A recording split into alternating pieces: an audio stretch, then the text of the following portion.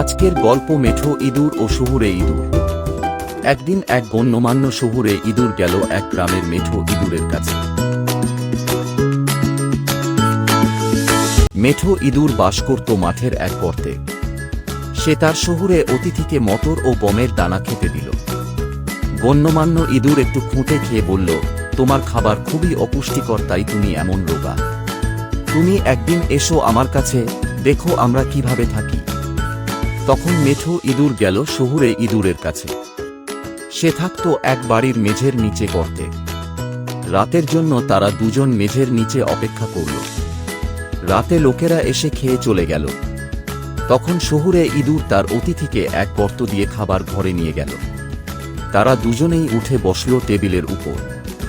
সাধারণ মেঠো ইঁদুর জীবনে কখনো এমন ভালো খাবার চোখেও দেখেনি। সে বলল, তুমি ঠিক বলেছ, আমাদের জীবন খুবই খারাপ। আমিও শহরে বাস করতে চলে আসব। এ কথা বলতে না বলতেই টেবিল কেঁপে উঠল, আর দরজা দিয়ে মোমবাতি হাতে নিয়ে তাদের ধরতে লোক ঘরে ঢুকল। তখন তারা কোনো রকম গর্তে ঢুকে নিজেদের প্রাণ বাঁচাল।